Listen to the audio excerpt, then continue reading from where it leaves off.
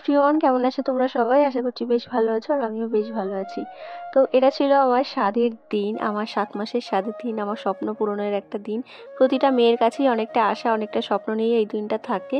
তো আমারও ছিল স্বাভাবিকভাবেই। তো সকাল সকাল উঠে পড়েছি, বিছানার চাদরটাকে চেঞ্জ করে নিয়েছি, আর একটা ছাপা শাড়ি বার করেছি, যেটা আমি স্নান করার পর পরবো। আর এই হচ্ছে আমার হাতের সেই মেহেন্দিটা, যেটা অলরেডি আমি তোমাদের সাথে মিনি ব্লগে শেয়ার করে দিয়েছি। আবার এখানে ডিটেলসটা শেয়ার করলাম, কেমন লাগলো অবশ্যই জানিও। যেহেতু আমার কাছে দিনটা একেবারে নতুন, তার জন্য সকাল থেকেই কিন্তু নিয়ম কানুন সব কিছু শুরু হয়ে গেছে, সেইগুলো আমার কাছে একদমই নতুন। আর এখন হচ্ছে শাশুড়ি মা আমাকে আর কি মাথায় 1 ঘটি জল দিয়ে স্নান করে দিচ্ছে, এটাই নিয়ম। এর আগে নাপতি আর কি হাতে মানে নখ ছেনতে হয়, সেটাই আমাকে করে দিয়েছে, বা নখ কাটতে হয় সেটা করে দিয়েছে। এরপর মা আর কি 1 ঘটি জল দিয়ে স্নান করিয়ে দিল, তারপর আমি ভালো করে বাথরুমে স্নান করে নিয়েছিলাম। আর এখন চলে এসেছি আবার সেই শাড়িটা পরে, যে শাড়িটা বার করছিলাম আমি সকালবেলা, একদম নতুন একটা ছাপা শাড়ি পরতে হয়, তো সেটাই পরে চলে এসেছি। আর এখানেও কিছু নিয়মকানুন ছিল যেগুলো মা করছিল। তো এখানে তো দেখছিলাম মা আমাকে বরণ করছিল আর কি, ধান দুর্বা দিয়ে যেটা বরণটা করে সেটাই করছিল। তারপর প্রদীপ ছিল, প্রদীপের তাপ দিয়েছিল। তো এগুলোই টুকটাক কিছু নিয়মকানুন ছিল স্নানের একদম পরে আর কি। আর এতক্ষণে কিন্তু আমাদের ব্রাহ্মণ মশাই চলেও এসছেন, ব্রাহ্মণ বসেও আছেন অলরেডি চেয়ারে। আর আমার মায়েরাও হচ্ছে রেডি শেডি হয়ে গেছে আর কি, এতক্ষণে বেরিয়েও পড়েছে, মানে সকাল সকালে চলে আসবে। আর সকাল সকালে যে সাত খাওয়ানোর নিয়মটা সেটা পালন করার পর আমার আবার মেকআপ আর্টিস্ট আসবে, তো মেকআপ করতে বসতে হবে। তারপর আরও বাকি কিছু নিয়ম আছে, সেগুলোও কমপ্লিট করতে হবে। তো আমাদের অনুষ্ঠানটা অনুষ্ঠিত হয়েছিল আর কি আমাদের দোতলার ঘরে, আমাদের নতুন যে দোতলার ঘর করা হয়েছে তোমরা জানো, আমি শেয়ার করেছি। তো সেখানে হয়েছিল, মানে নতুন ঘরেই আর কি ডেকোরেশন করা হয়েছিল সাধের জন্য। তারপর আমি চলে এসেছি আরেকটা লুকে, মানে সাত শাড়ি যেটা বলে সেটাই পরেছি। আর সাত শাড়ি পরে বসেছি সাত খাওয়ার জন্য। আর এই যে দেখতে পাচ্ছ আমার মা জেঠিমারা সবাই কিন্তু চলে এসছে। আমার বড় জেঠিমার মা দাঁড়িয়ে আছে এদিকে, আর আমার শাশুড়ি মাও আছেন। আর আমার ক্যামেরাম্যানও চলে এসছে, ক্যামেরাম্যানও বসে আছে এদিকে অলরেডি, মানে ক্যামেরা ভিডিও ফটো এসবগুলো নেওয়ার জন্য।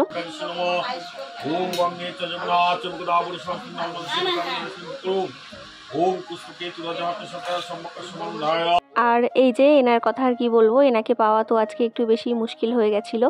তো যাই হোক, অনেক কাজবাজের মধ্যে আছে, তো সেখান থেকেই ডাকলাম যে একটু এসে আমার পাশে বসো, এই যে নিয়ম কানুনগুলো হচ্ছে তার জন্য একটু সময় বার করে কষ্ট করে আর কি এসেছেন আমার পাশে বসার জন্য, তার জন্য আমি অনেক অনেক কৃতজ্ঞ। তো যাই হোক, জোকস পার্ট, ও আর আমি একসাথেই বসেছিলাম। তারপর মেন যেটা ছিল সাত খাওয়ানোর নিয়মটা, তো আমার শ্বশুরবাড়ির নিয়মে আর কি এটা ব্রাহ্মণ মশাই খাওয়ান সাতটা আর কি। তারপর আমার কোলে একটা সরা দিয়ে দিয়েছিল, সরার মধ্যে অনেক কিছু ছিল, তো যেটা আমি দেখতে পাইনি তাই তোমাদের সাথে বলতে পারলাম না, এটাও একটা নিয়ম মধ্যেই ছিল। তো এটা আগে প্রথমে শাশুড়ি মাকে দিতে হয়েছিল, শাশুড়ি মায়ের কোলে আঁচল পেতে এইভাবে নিতে হয় শুনেছি, মানে ব্রাহ্মণ ঠাকুর যেভাবে বলেছেন সেভাবেই। তারপর উনি এখানে বুঝিয়ে দিচ্ছিলেন আরও কি কি করতে হয়, 7জন স্ত্রীকে আর কি এই সরাটা দিতে হবে, আবার আমাকে নিতে হবে, আবার দিতে হবে, এইভাবেই আমিও একটু বুঝে নিচ্ছিলাম জিজ্ঞেস করে করে। তো সবার প্রথমে মাকে দিয়েছিলাম, তারপর বাকি সবাইকে দেবো। একটু আঁচলটা রাখুন, এবার দুজনে একবার এদিকে, এই দুজনের দিকে বলো, আমার ছেলে হলে মানুষ করে দিও শাশুড়ি মা। কেন ছেলে, কেন যা হবে সেটাই, হ্যাঁ যা হবে তাই, তাই আমি বলছিলাম যা হবে তাই। সন্তান একটা অনুষ্ঠান হওয়া মানেই 5 জনের 5 রকম কথা, যাই হোক তোমরা সেগুলোকে স্কিপ করো, ওখানে ছেলে মেয়ে জেন্ডার নিয়ে কথা হচ্ছিল। তো যেটাই হোক, মানে ভগবান যাকেই দিয়েছে আমার কোলে সুস্থভাবে আসুক। আর এখানে দিদিভাই আমাকে খাইয়ে দিচ্ছিল, আর মেকআপ আর্টিস্ট অনেকক্ষণই চলে এসেছিলো, যার জন্য আমাকে রেডি করাতে শুরুও করে দিয়েছিল। আর এই হচ্ছে আমার ভাগ্নি আর আমার ননদ, দুজন মিলে আর কি এখানে বসেছে ফুল রেডি করার জন্য। এই ফুলগুলো সব নিয়ে এসছে আমার বাবা মা, আমার থালার আশেপাশেও দিতে হবে। তারপর আমার মাথায়ও দিয়েছিলাম আমি, সেই ফুলগুলোও সবগুলো বাবা মাই নিয়ে এসেছিলো। আর ওরা এখন এই ফুলগুলো রেডি করছে, মানে আমার থালাটাকে কীভাবে সাজাবে, ডেকোরেশন করবে, সেটাই ওরা দুজন মিলেই সব কিছু করেছিল।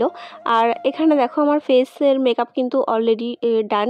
এবারে হচ্ছে আমার হেয়ার স্টাইলটা হচ্ছে এখন। তো ফুল লুকটা তো তোমরা একটু পরেই দেখতে পাবে, অলরেডি শর্টসে দেখে নিয়েছো, আমি অনেকগুলো শর্টস শেয়ার করেছি। আর এখন দেখো আমি রেডি হয়ে চলেও এসেছি, অনেকটা লেট হয়ে গেছিলো জানো আমাকে ছাড়তে, কেননা আমি বসেই ছিলাম লেট করে, আমি নিজেই বুঝতে পেরেছি, কারণ ওই যে আগের নিয়মগুলো পালন করতে একটু দেরি হয়ে গেছিলো, তার জন্য আমার বসতেও লেট হয়েছে, আর আমার উঠতেও অনেকটা লেট হয়ে গেছে। সব আত্মীয় স্বজনরা চলে আসছিল, তার জন্য খুব একটু তাড়াহুড়োই লেগে গেছিলো বলতে পারো। আর এই হচ্ছে আমার ফুল লুক, যেটা অলরেডি তোমরা দেখে নিয়েছো, তাও আমি যেহেতু বড় ব্লগ এখনও শেয়ার করিনি, সেহেতু এখানে বলে দিলাম। তো মোটামুটি মনের মতো করে রেডি সেডি হয়ে ফাইনালি চলে আসলাম ওপরে, মানে আমাদের দোতলার ঘরে, যেখানে আর কি স্বাদের অনুষ্ঠানটা হচ্ছে, মানে যেখানে ডেকোরেশনটা করা হয়েছে। আর এগুলো সব কিছু এসছে আমার বাড়ি থেকে, সব কিছু আসতেই হয়, হয়তো ফল মিষ্টি 7 রকম এগুলো এনেছিল। আর তোমাদের সাথে এই যে পুরো মানে ডেকোরেশনটাও আমার ভালো করে শেয়ার করা হয়নি, তো তোমরা দেখে নাও। ভিডিওটা আমার ভাগ্নি আমার ননদ দুজন মিলেই করেছে। আমি তো লাস্ট ব্লগেই বলেছিলাম যে ফুল ক্রেডিটটা ওদের, তোমরা যে যে ব্লগগুলো দেখতে পাচ্ছ, কারণ ওরা না থাকলে ব্লগগুলো আমাকে কেউ করে মানে দিতেও না, আর আমি তোমাদের সাথে শেয়ার করতেও পারতাম না। যাই হোক, এটা ছিল আমাদের ব্যাকগ্রাউন্ড ডেকোরেশন, বেবি শাওয়ার যেটা ছিল, বেলুন দিয়ে সাজানো ছিল। আর এটা ছিল ফুল রুমটা। দিনটা কিন্তু সত্যিই আমার কাছে স্বপ্নের দিনের মতোই ছিল, আর সেভাবেই আমার বরমশাই আমাকে গিফট করেছে, একদম স্বপ্নের দিন আমার। বাকি পার্টটুকু নেক্সট পার্টে শেয়ার করবো। টাটা।